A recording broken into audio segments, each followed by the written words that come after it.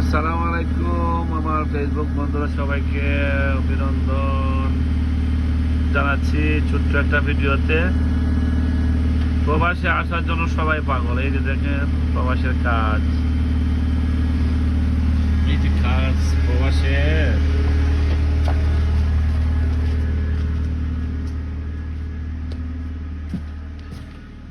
আমরা চিন্তা ভাবনা করতেছি দেশে যাওয়ার জন্য, আর হাজার হাজার মানুষ ভাবতেছে যে বিদেশে আসার জন্য। এই যে সৌদি আরবের কাজ দেখেন,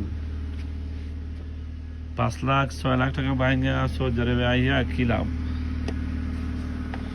ভাঙ্গাচুরা কাজ, দুলা।